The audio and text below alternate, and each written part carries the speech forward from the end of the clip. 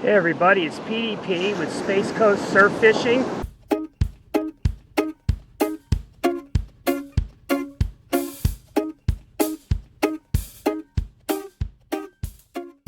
I'm down here just south of the South Jetty at Sebastian Inlet. Was going to do a little surf fishing a little farther up the coast, but the water's so turned up today and churning with the current, I decided to come down, maybe the jetty give me a little protection. I'm all set up. Got all the rods out, pretty tight lines today. You can see I got them all set up, ready to roll. Everything's out. Took me about 30 minutes. I'm going to pan around here and let you take a look at the rest of Sebastian Inlet. As you can see, Sebastian Inlet, not too many fishermen today, but the water's a little bit rough for fishing. No one's been catching anything. Most people are throwing spoons, trying to catch mackerel or whatever they can get, bluefish, things of that nature. I got 8 rods out again. We'll see what happens. 2 big rods again on the end. All have larger bait. The ones all 6 in the middle all have smaller baits at different distances. We'll see what happens. Well, it looks like we caught a small snook. First catch of the day. Wasn't expecting to catch a snook on the big rod, but apparently he's hungry, so we didn't get skunked. See if we can get him off the hook here. He's being a little tough. There we go.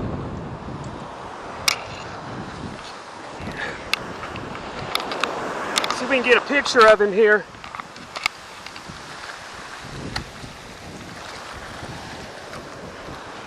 See if we can get a picture of him there. Not a bad little snook there.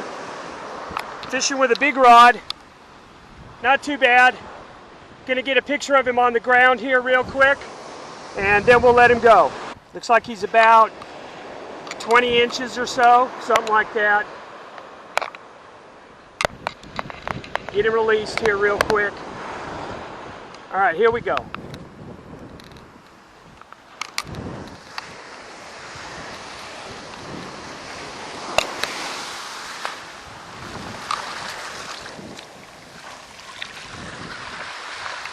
Not the target species, but whatever. Well, I thought I'd catch some video of what the surf conditions are like.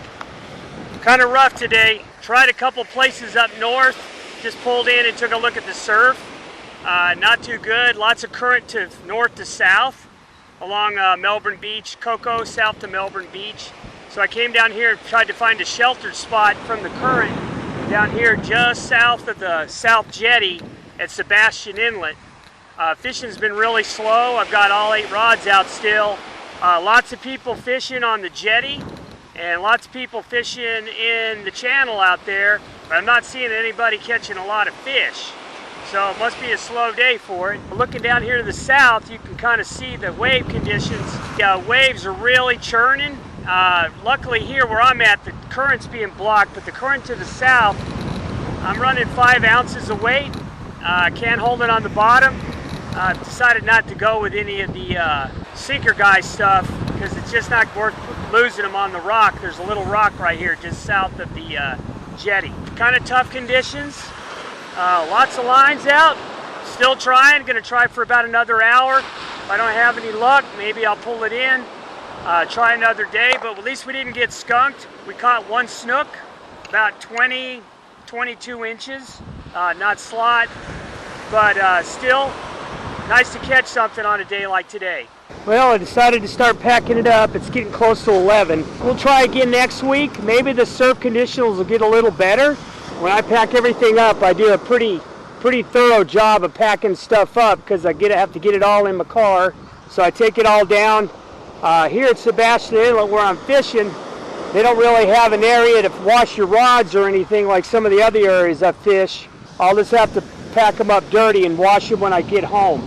You can see that on all my rods, I break them all down just to 2 pieces. I don't carry them out in whole pieces because I got to fit them in my car, and it's just easier to take care of them when I get them to the house. You'll also notice that every one of my pole holders all have a lanyard that I've installed in with a small carabiner. You'll see that on all these. Here's another one. You see how there's a carabiner on each one of these.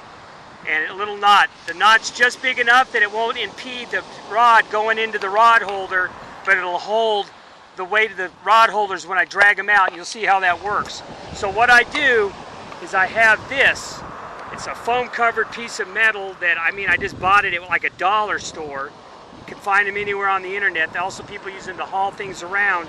I've twisted it into a handle, and when I get ready to leave, I clip all these in to this, and I can drag all 8 pole holders with one hand as I'm leaving, and I'll show you how that works when we get to the end.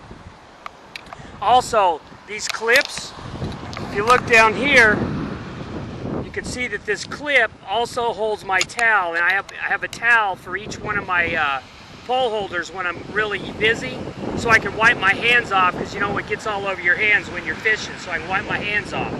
This is a clip that I have that I clip my rod together. You'll see on this big rod I have rubber bands, so when I tear a rod down, I always leave one of my swivels on here, my main swivel, so I can just click in my leaders.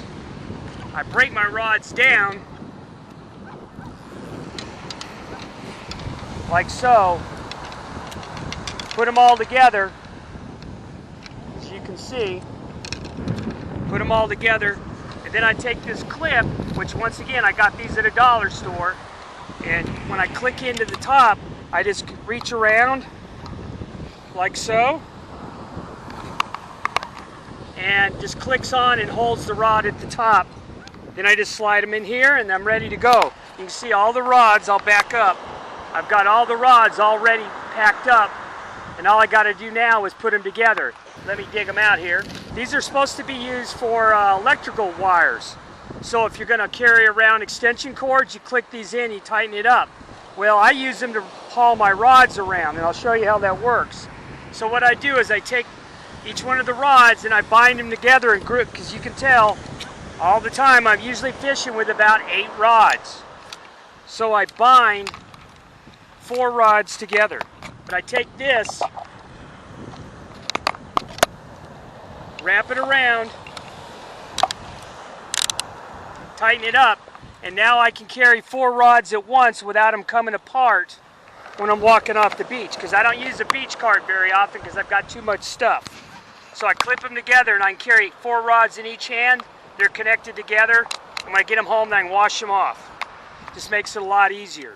So now, when I leave, what I normally do is I carry the 8 rods out along with my equipment bag first, and then I come back and get my bucket, the ice chest, and all 8 pole holders together on the handle. As you can see, as I walk up, I got just a bunch of rod holders and the rest of my gear. What I do is I take all my rod holders. Let's get this all set up first, because once you get all this done, you got to kind of be ready to go. See my other camera there. Didn't use it much today. So what I normally do is I swing this on, so I got to carry all this out of here. Then I just grab all these, just start clicking them in. Just click all these into the handle. Click all these in. Takes just a second. Now, trying to carry 8 rod holders without a cart. I do have a cart and I use it sometimes, but a lot of places have a lot of stairs, and getting the cart up and down, you might as well just carry it if you got to go up and down stairs. A lot of the places on the East Coast all have stairs coming down to the beach because the high water line's so high. But as you can see here, I got all 8 of them all attached onto one area here. Now all I have to do is grab a hold of this one handle here, and I can drag all 8 along. And when I do this, take the handle I grab right here, so I can carry the bucket at the same time. Bucket and that, and then I just carry my ice chest out. And that's how I carry all this stuff in. Someone asked me a question, said, how do you get all those pole holders without a cart? Well, this is how it happens. Fishing was a little slow today, so I'm just doing a little tour here. This is Sebastian Inlet. This is the fish museum when you come in through the camping gate on the south side of Sebastian. But I'm just going to talk a little bit about the facility here. It's real nice. If you're fishing out here on the South Jetty, you can walk in. They have a bathroom here, and they have a nice little fish museum here. Do a quick tour. As you come in the door to the right, has a history of what happened with Sebastian, and before there was a bridge and how it progressed through time. Tells you the types of fish were caught. Shows on the construction of Sebastian Inlet, when it happened, 1963. And it shows the timeline of Sebastian back from a long time ago up to 71 on this one, where it was established as a state recreational area. It talks a lot about the old type of fishing equipment. Some of you might appreciate that. Compared to some of our fancy gear now, catching fish on these might have been a little tough. It looks like they used to run a lot of nets back in the old days. They used gill nets, which for the most part are not used anymore, to catch mullet, trout, redfish. A lot of that stopped because the population started dropping. Now over here under this beautiful picture that depicts all the fish you could catch here, it's very nice. There's a lot of very old equipment, lots of old lures. I actually own some of these old flugers that are in here. They're throwbacks from my grandparents. I still keep them. I mean, I don't use them anymore, but I still have them. Lots of old lures, poppers, things of that nature. As you can see, they're poles that people used to fish with. They're not like our graphite poles now. They can take a lot more abuse. They have a little area here where it shows a 24-minute video of the history of fishing around Sebastian Inlet in this area, the Banana River. And then over here, there's more rods and reels. And some of these when I say relics, I do mean relics. I've seen some people use these, but it was a long time ago when I was a kid. They have a little gift shop here if you needed some kind of gift showing that you've been at Sebastian. Drying racks for the old nets. I remember a little bit as a kid seeing the nets out, but not too much. Got kind of scarce about then. Got some sea turtle information in here on the age and what types of turtles they are. Saw several sea turtles today already that were a little bit smaller than this stuffed one they have in the case here. But yeah, we did see a few sea turtles today. This is the Sebastian Inlet Fishing History Museum, right as you come into South Gate when you check in. If you have a chance while you're down here, if you're not too busy fishing, if it gets slow, be sure to come in and take a look. Hey everybody, it's PDP with Space Coast Surf Fishing, ending up the day. Kind of a slow day when it comes to fishing. We had one snook caught. It's about 22, 23 inches under slot. Nothing else. Had a few little bites, but didn't get them. Surf was pretty tore up today. Fished just south of the South Jetty so I could get away from the current and the waves. Didn't have much luck. No hits on the big rods. Did catch the snook on the big rod, but not much else. As you can see out here, the current's now changing. It was really roaring in when I got here, and now it's going out. Not a whole lot was caught. A lot of people fishing for snook. I was the only one that caught a snook, and that was a fluke. Several people have said that they caught their limit in sheephead, a couple flounder, and several Spanish. But considering the number of people fishing, a little bit slow. Even though it said it was supposed to be a good day, kind of a slow day today when it came to fishing at Sebastian. So go ahead and take a look out.